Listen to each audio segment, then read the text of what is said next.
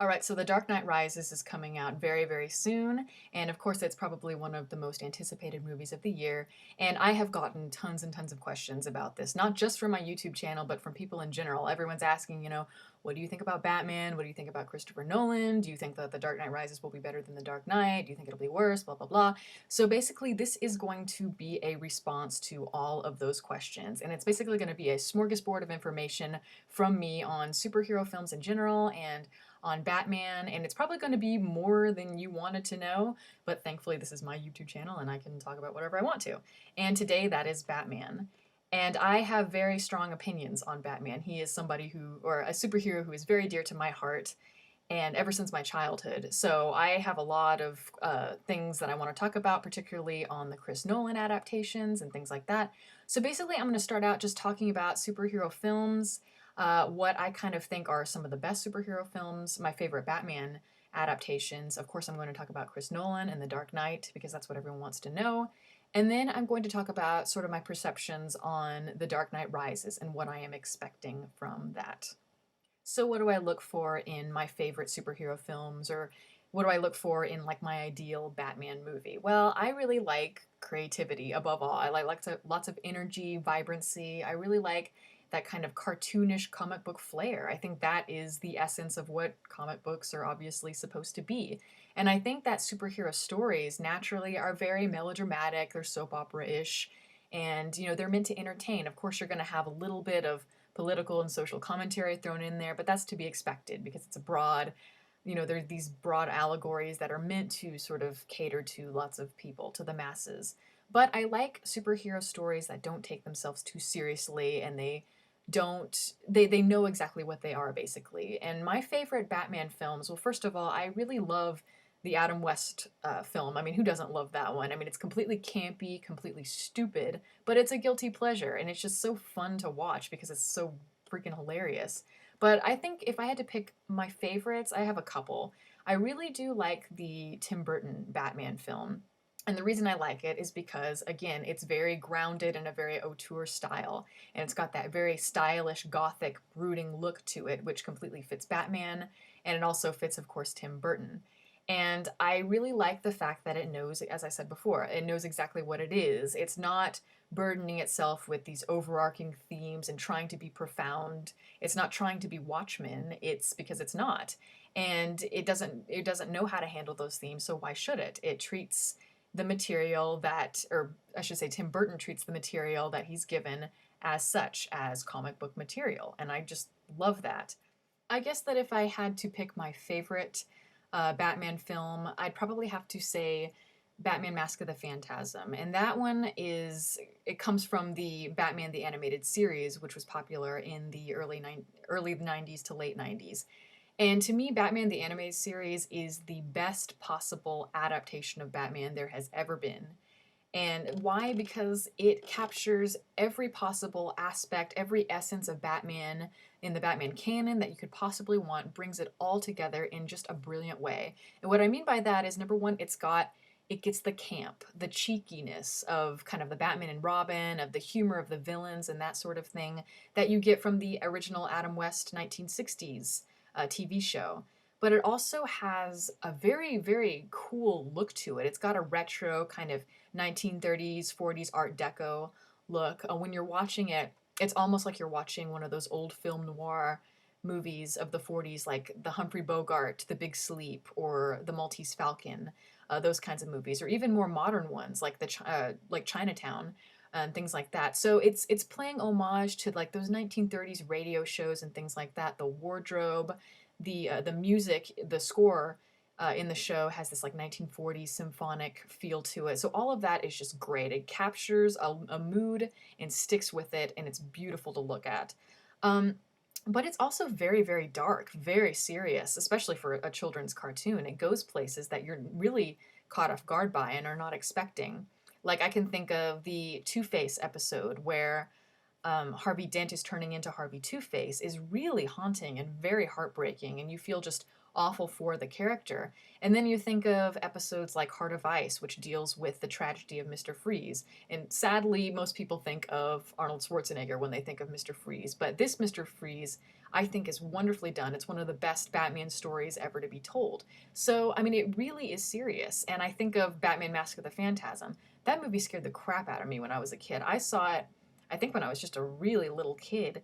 And I remember having nightmares because Mark Hamill as the Joker is just terrifying.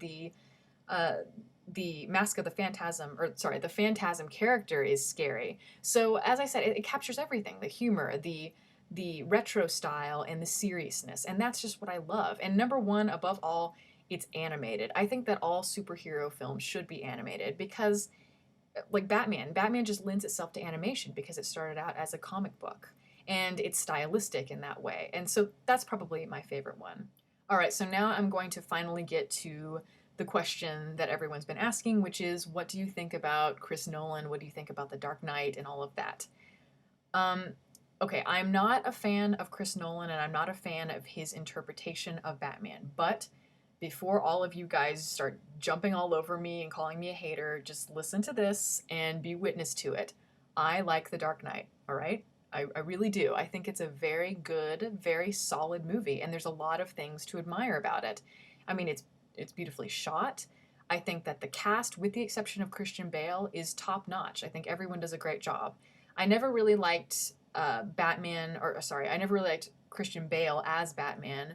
Just he is just kind of falls flat as a character, and he just doesn't create a very interesting Bruce Wayne, in my opinion. But the action is really, really great, with the exception of the third act. I think that car chase, or sorry, the truck chase in the middle of the film is really spectacular. But I think in general, not just in the action, everything kind of fizzles off towards the end of The Dark Knight. I mean, the first half is very interesting and the climax is really exciting, but once it gets to that third act, I think a lot of things just kind of go haywire and it becomes kind of messy. Uh, yeah, so anyway, that's kind of how I feel about The Dark Knight. But that being said, it seems like I'm always saying that being said, but anyway, I can't help it. I do not think that the film is as great as everyone thinks it is. Is it a good movie? Yes, absolutely. Does it deliver? Yes. But I don't think it's a masterpiece. Now, that I would definitely argue. For me, the movie just, and again, this is just me and my personal aesthetic, but I miss that joy and that creativity that you get in the comic book films that I mentioned before, or in superhero movies like The Incredibles, or the original Superman or Mask of the Phantasm, that style. And again, as I said, that's just my personal taste. But to me, there's just no joy in this movie, and I know it's not meant to be that kind of movie, but it just doesn't quite deliver like it tries to. It becomes too realistic and it gets too bogged down in all these serious overarching themes. Um, I mean, I will say though, I commend Chris Nolan because I think if anyone is going to make a superhero movie seem realistic, he's the guy to do it, and he does a very good job for the most part. But at the end of the day, this movie is about a guy dressed up as a bat going around saving people. So, I just don't think that it should be as realistic as it is. I think this movie would have been a lot more interesting had somebody like David Fincher directed it. And I also think that a lot of things about it don't really work in terms of, as I said, the fact that it's trying to be very deep and philosophical. It tries to attack all of these themes that are very heavy. And even though I admire the film for doing so, it doesn't deliver on all of these issues. And this is particularly evident in the dialogue. When you're listening to the dialogue, it just seems very clunky and it's trying to be overly philosophic, and the characters just talk and talk and talk, and it just doesn't, I don't buy it. I'm not convinced as a viewer. But with the exception of the Joker, I will say that when I hear the Joker talk, I really don't care, how unconvincing the dialogue is, because to me, if there's one thing about The Dark Knight that is brilliant, it is Heath Ledger as the Joker. And I know everyone says that, and it's not a big reveal or anything, but I mean, he's a revelation. What he does as the Joker is nothing short of mesmerizing.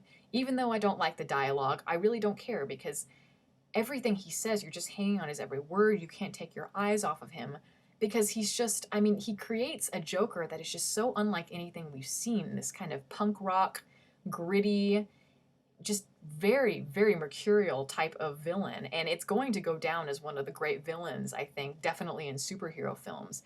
So, I mean, he is a revelation. The rest of the film, I think, doesn't quite live up to his performance, and he steals every scene. I mean, when I was younger, I used to watch The Dark Knight a lot because I really liked it, but I find myself, as I get older, I end up just kind of skipping all the rest of the movie and just watching the scenes with Heath Ledger because, as I said, I mean, he is so entertaining to watch. But yeah, so the film itself I think is a little bit overrated, but Heath Ledger is brilliant in it. Now, am I excited for The Dark Knight Rises? I'd probably say I'm more interested than excited. I'm certainly intrigued. The trailer is very interesting, and I have a lot of questions about it. I'm really interested to see how Joseph Gordon-Levitt factors in to all of this. But I am a little bit skeptical, and this mainly has to do with the villains. Bane, although I like Bane and I think he's an enjoyable villain, I don't know how he's really going to follow the Joker or Two-Face, two of the most interesting Batman villains in my opinion, or definitely among some of the most interesting villains ever written in comic books. They're just so great, and they're kind of milestones. But Bane kind of following that just seems a little bit anticlimactic. Now, of course, he could be treated as a very interesting, very complex character, and I could be totally proven wrong, and you can all laugh at me later and talk about how ignorant I am. But this is just kind of my perceptions when I watch the trailer. Of course, I haven't seen anything, so I don't know, but this is just kind of what I'm worried about. I am worried that Bane will not be very interesting. Now, Tom Hardy is a great actor, and I think if anyone can do the character justice, or I should say, bring more to the character, he can certainly do it. But yeah, it'll be interesting. My other problem, okay, this is what I wish the film had been. What I wish is that The Dark Knight had solely been Batman versus the Joker. That way, the film would have been a lot less messy. I think it would have been great if it had just been those two. And I wish that they had saved Harvey Dent for the third film because he is a great follow up to the Joker. And I think Aaron Eckhart did a really, really great job. But I felt like his character was really too rushed in The Dark Knight. I don't really like the fact that he started out as just a very nice kind of white knight figure, if you will, and all of a sudden he has this freak accident, and all of a sudden he just turns into this cold-blooded killer out for revenge. I don't know. I don't believe that his character would make such an abrupt transition so fast. It was a little bit jolting. I would have liked to see his character explored more, and I would have liked to see him more developed. So I think it would have been great if they had done that, but they didn't. But I think that also they could have really added somebody like the Riddler. The Riddler's a great villain, or even if they had brought somebody from the animated series like Scarface. Scarface is a great villain. That would have been really, really cool to see, but they didn't. So Bane is what we're stuck with, and hopefully I will be surprised. I hope that he really kind of, I hope that my mind or my opinion changes. But I also think that Catwoman, I love Catwoman. I think Selena Kyle is great, a great character, and I think Anne Hathaway will do a wonderful job playing it. I'm sure she will. She always does do a good job, but I don't see her as being Catwoman. I know Marion Cotillard is going to be in the film as well. I think she would have been a better Catwoman just because she looks more the part. Anne Hathaway, is very beautiful, very attractive, but she's just not sexy in the way that Michelle Pfeiffer is. She's not kind of deceitful, smoldering. I always saw Catwoman as being more of like a Lauren Bacall type, and I just don't know if Anne Hathaway can pull that off. But again, I have not seen anything. This is, of course, merely my perceptions, what I'm anticipating about the film. And I'm just excited as the rest of you. I mean, not excited, but, interested to see how all this stuff plays out. And of course, I'm going to be there on opening day with, I'm sure, the rest of the world. And yeah, so I'll probably, see the movie and then talk about it and give you my review from there. And yeah, so that's basically all I have to say, and I'll see you then.